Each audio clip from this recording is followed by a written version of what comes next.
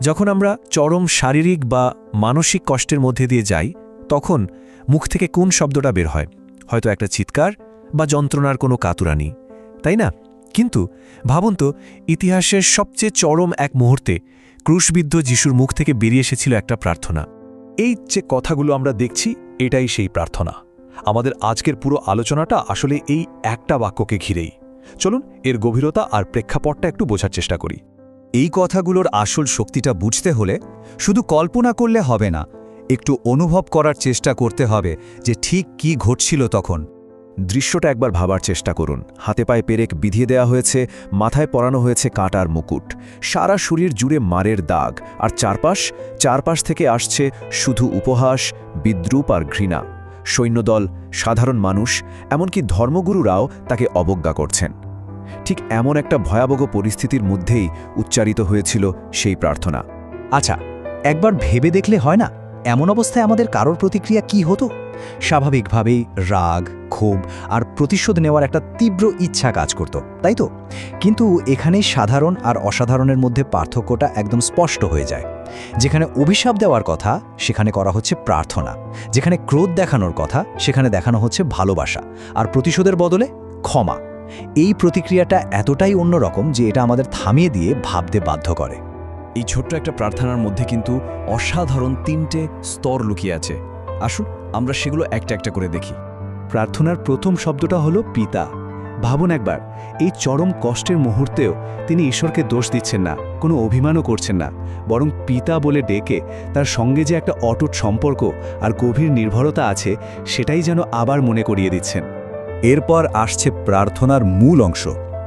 এখানে কিন্তু তিনি নিজের যন্ত্রণা কমানোর জন্য বা মুক্তির জন্য প্রার্থনা করছেন না, তিনি ক্ষমা চাইছেন তাদের জন্য যারা তাকে এই অবর্ণনীয় কষ্ট দিচ্ছে। সেই সৈনিকরা, সেই নেতারা, সেই সাধারণ জনতা। তিনি সারা জীবন যা শিখিয়েছেন যে শত্রুকেও ভালোবাসতে হয়, সেই শিক্ষার চূড়ান্ত পরীক্ষাটা তিনি যেন নিজেই দিয়ে গেলেন। আর সেই অংশটা তো আরও অবাক করার মতো। তিনি শুধু ক্ষমা করেই থেমে যাচ্ছেন না, তিনি ক্ষমা করার একটা কারণও বলে দিচ্ছেন। কারণ এরা জানে না এরা কি করছে। এটা অনেকটা তাদের হয়ে সাফাই গাওয়ার মতো, যেন তিনি বলছেন, এদের অজ্ঞতার দিকটা দেখো, এদের ঘৃণার দিকটা নয়। এই গভীর করুণা সত্যি অভাবনীয়। তো এই একটা বাক্য থেকে আসলে কি প্রকাশ পায়? এটা শুধু একটা প্রার্থনা নয়, এটা যিশুর চরিত্রের, তার সত্তার একটা অসাধারণ দিক আমাদের সামনে তুলে ধরে। প্রথমত, এটা ভালোবাসার এক চরম নিদর্শন। এমন ভালোবাসা যা নিঃশর্ত, যা কোনো প্রতিদান চায় না। দ্বিতীয়ত, এটা গভীর করুণার পরিচয় দেয়, মানে অন্যের ভুল বা দুর্বলতাকে বোঝার ক্ষমতা। এই ক্ষমাটা শুধু মুখের কথা ছিল না, চূড়ান্ত আত্মত্যাগের মাধ্যমে তিনি তা প্রমাণ করেছেন।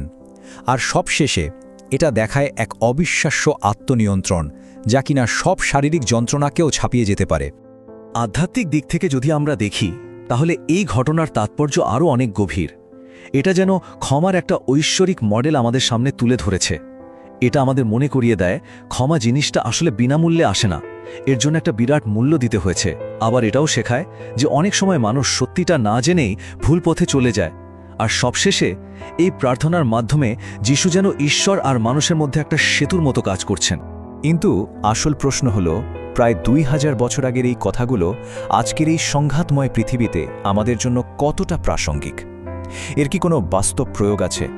দেখুন, আমাদের চারপাশে এত দ্বন্দ্ব, এত বিভেদ, এত ভাঙা সম্পর্ক, সেখানে ক্ষমারের শিক্ষাটা কি আদৌ কোনো পথ দেখাতে পারে? এই প্রশ্নটা বোধহয় আমাদের সবার নিজেকেই করা উচিত। এই শিক্ষাটা তো শুধু শুনে রাখার জন্য নয়, এটা জীবনে কাজে লাগানোর।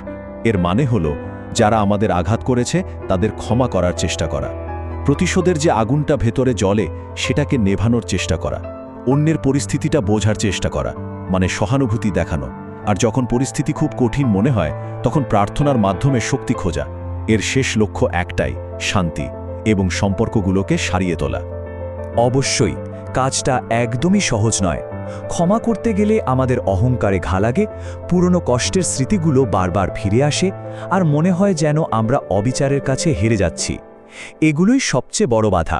কিন্তু এই বাধাগুলো পেরোতে পারলেই কিন্তু সত্যিকারের শান্তি পাওয়া যায়। কারণ ক্ষমা শুধু অন্যকে মুক্তি দেয় না, সবার আগে নিজেকে মুক্ত করে। তাহলে শেষ পর্যন্ত ক্রুসের সেই প্রথম বাণীটা আমাদের জন্য কি রেখে যায়?